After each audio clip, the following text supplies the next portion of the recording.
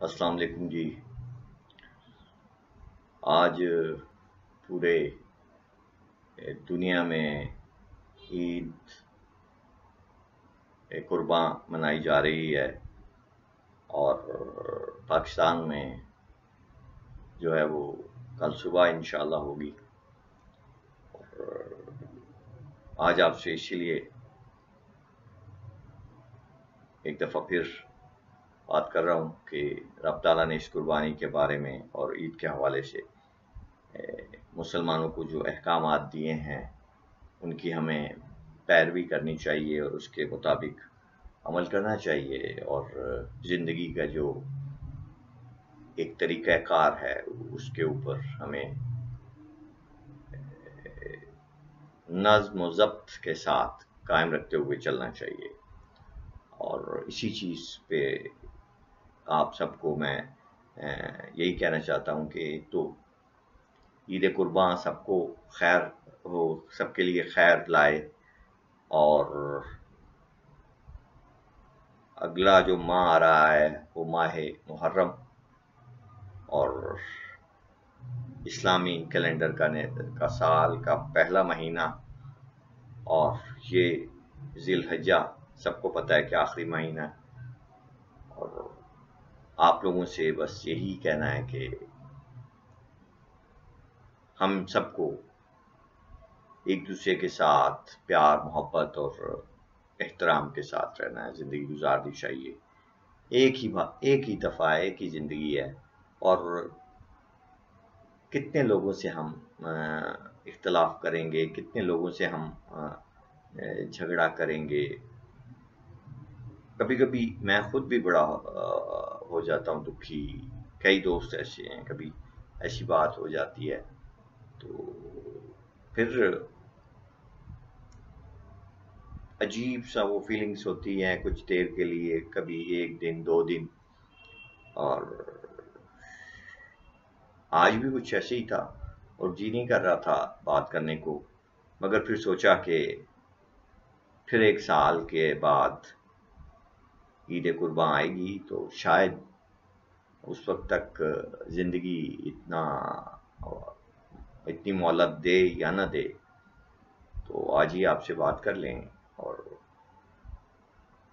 سب کے لیے بس خیر اور دعا، اور آپ سب بھی اپنے اپنے گھروں میں کیجئے۔ اور کورونا کے حوالے سے یہی ہے کہ اللہ پاک اس بیماری سے ہم سب کو، پوری دنیا میں جو لوگ ہیں، جتنے بھی انسان ہیں، ان کو اپنی حفاظت میں رکھے اور آسانیاں دے۔ میں سورہ طٰہٰ کا تھوڑا سا سبق دیکھ رہا تھا، تو اس میں ایک جگہ پہ آتا ہے کہ جب حضرت موسیٰ کوہ طور پر گئے،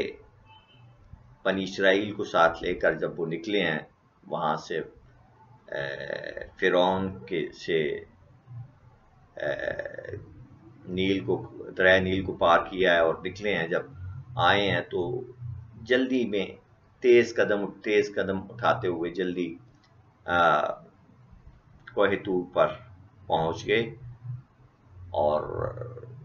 رب نے جب ہم کلامی کی تو کہا موسیٰ آپ جلدی آگے ہو، آپ کی قوم پیچھے رہ گئی۔ تو حضرت موسیٰ نے کہا کہ نہیں، مجھے خوشی تھی، اور آپ کو یہ میں اللہ پاک خوشی اور خوشخبری سنانا چاہتا تھا جلدی جلدی۔ پھر آپ نے کہا کہ موسیٰ دیکھ، تیری قوم پیچھے سے بہک نہ جائے۔ تو حضرت موسیٰ نے کہا نہیں، وہ آ رہے ہیں۔ خیر، جب حضرت موسیٰ واپس گئے تو وہاں دیکھا تو قوم واقعی بہک چکی تھی، اور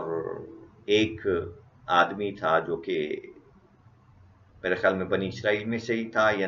میرے خیال میں نہیں تھا، دوسرے کوئی باہر کا تھا، ان کے ساتھ آیا تھا، اور اس نے جادوگر تھا، اس نے جادو کے ذریعے ان سے جتنا اس قوم کے پاس سونا تھا وہ لے کر ایک بچڑا سا بنا دیا،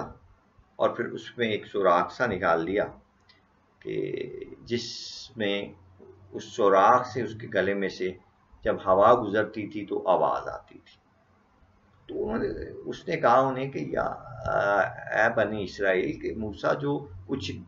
دیکھنے گیا ہے یا آپ کو بتانا چاہتا ہے وہ یہی ہے. وہ لوگ وہیں پر ہو گئے اس کے متی اور اسی کو پوجنا شروع کر دیا. تو مختصر یہ بات کرنا چاہ رہا ہوں کہ اس بندے کا حشر یہ ہوا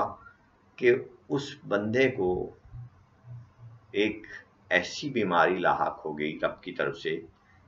کہ جو اس کے پاس سے گزرتا تو اس کو بھی وہی بیماری ہو جاتی. تو وہ مجھے خیال آیا، یہ سورہ طٰہٰ کی بات میں کر رہا ہوں، آپ بھی اس میں یہ دیکھ سکتے ہیں کہ مجھے خیال آیا کہ یہ وہ بیماری بالکل ایسی تھی جیسی کہ یہ آج کل جو کورونا ہے اس شخص کو جو لگی، جس نے کہ وہ جو سامری جسے کہتے ہیں یا روایتاً جو اسے کہا جاتا ہے کہ جس نے وہ بچھڑا بنایا. تو اللہ پاک ہمیں ایسی غلطیوں سے بچنے کی توفیق دے. اور یہ جو میں نے آپ کو یہ ذکر کیا ہے یہ سورہ طٰہٰ ہے.